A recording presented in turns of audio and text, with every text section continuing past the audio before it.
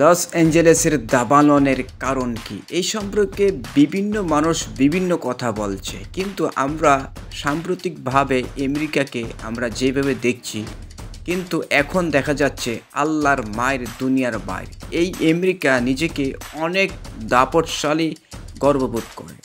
তাদের কাছে কোনো কিছুই তোয়াক্কা নেই। তারাই সবার উপরে, তারা নিজেরাই দাবি করে আসছে। কিন্তু আজ এই আল্লাহ তাআলা যাকে ধরে একেবারে পাকড়া করে ছাড়ে ভাই।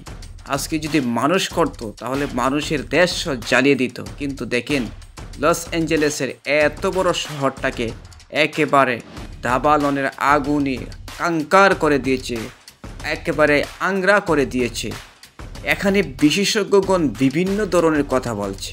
এখানে কোনো বিশেষজ্ঞগণ নিজস্ব স্বার্থপরের জন্য, নিজস্ব স্বার্থের জন্য এ কথা বলছে, কিন্তু প্রকৃতপক্ষে এটা আল্লাহ তাআলার পক্ষ থেকে গজব। যা তারা বিশ্বের মধ্যে যত প্রকার অমুসলিম হোক আর মুসলিম হোক, তাদের মধ্যে যখন কোনো রকমের যুদ্ধ সৃষ্টি হয় তখন তৃতীয় পক্ষ হয়ে গিয়ে দাঁড়ায় আমেরিকা, যে যুক্তরাষ্ট্র। ওরা কি করে? হয়তো যেখানে তাদের স্বার্থ অর্জনের জন্য বেশি কাজটা করে থাকে। এখানে দেখেন যে আমেরিকা যুদ্ধ করে নাই আফগানিস্তানের সাথে, কিন্তু আফগানিস্তানকে একেবারে কবর শাসন বানিয়ে দিয়েছে। আপনারা শুনেছেন ২০ বছর পরে তারা শাসন ক্ষমতা পেয়েছে তালেবান। এখন দেখেন বিশেষ করে যে আকসা মসজিদকে নিয়ে যেই গাজাতে যেই বর্বরতা, নৃশংসতা, হত্যাকাণ্ড চালাচ্ছে ইসরায়েল, আর সাপোর্ট দিচ্ছে আমাদের এই আজকে যে লস অ্যাঞ্জেলেসের এত বড় দাবানলে একেবারে পুরো খানকার হয়ে যাচ্ছে, খানখান হয়ে যাচ্ছে। এখন কিন্তু কিছুই করতে পারছে না। আফসোসের বিষয়, তারা অনেক ধরনের কথা বলছে, কিন্তু না, হেলিকপ্টার থেকে তারা অনেক ধরনের মেডিসিন দিয়ে আগুন নিবানোর চেষ্টা করছে, পানি দিয়ে নিবানোর চেষ্টা করছে, বিভিন্ন পদক্ষেপ নিচ্ছে। এখানে বলা হচ্ছে লস অ্যাঞ্জেলেসের দাবানলের প্রাণহানি বেড়ে ২৪ জন এই পর্যন্ত মারা গিয়েছে ১৩ই জানুয়ারি পর্যন্ত। আজকের এখনও সংবাদ আসেনি, বুঝতে পেরেছেন? তাহলে এত বড় শক্তিধর এই যে আমাদের ফিলিস্তিনি মা ভাই বোনদেরকে হত্যা করছে, তাদের উপর এইভাবে নৃশংসভাবে যেই অত্যাচার চালাচ্ছে, কিন্তু মদতদান করছে তারা, আজকে তাদের জন্য সাহায্যের কেউ নেই। বুঝতে পেরেছেন? আল্লাহ তাআলা যাকে ধরে একেবারে শেষ করে ছাড়বে ভাই।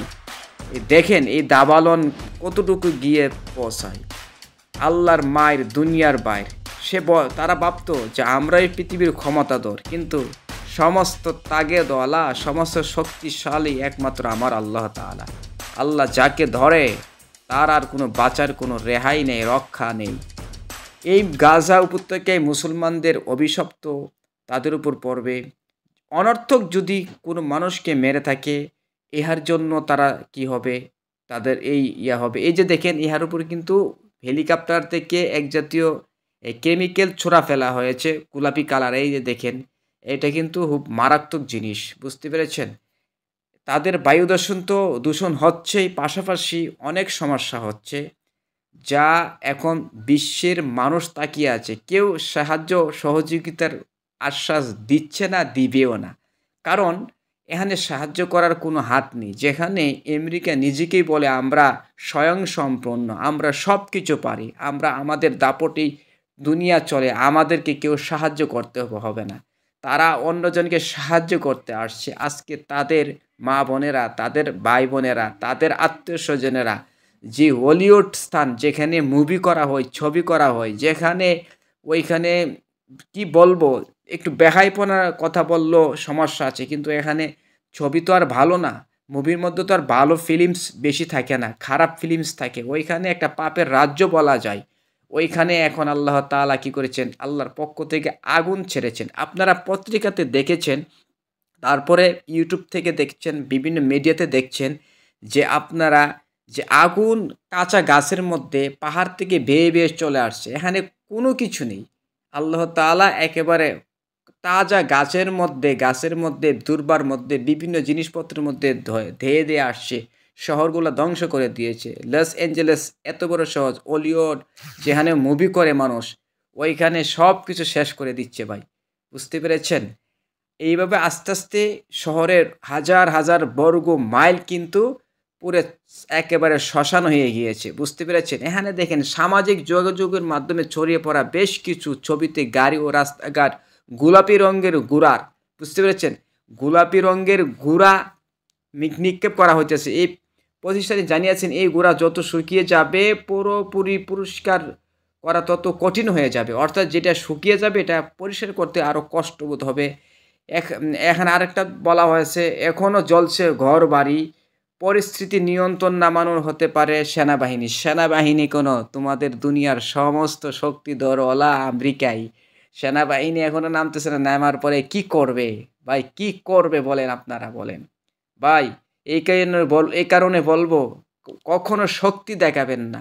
আজকে কার কি অভিশাপ আপনার উপর পড়ে যাবে আপনি কখনো বলতে পারবেন না। তাই মানুষকে কষ্ট দেবেন না, মাখলুকাতকে কষ্ট দিবেন, একদিন ইহার জন্য আপনার কি হবে, শাস্তি ভোগ করতে হবে, হয়তো দুনিয়াতে না হোক পরকালে রে ভাই।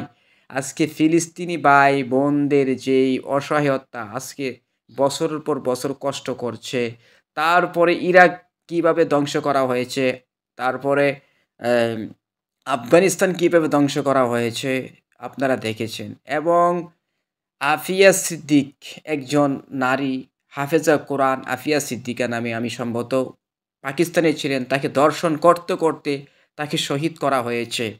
এইভাবে যে মানুষের কত কষ্টের অভিশাপ তাদের উপর পড়ে আছে বোঝা যাবে, এখন দেখা যাবে।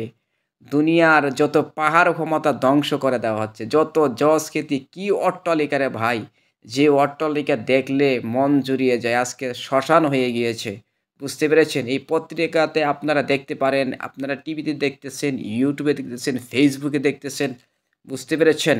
তাই বলবো শক্তি দেখাবেন না। আজকে যে আমাদের দেশের মধ্যে 15 বছর যে স্বৈরা শাসকগিরি করেছে, এখন কোথায় তাদের ক্ষমতা?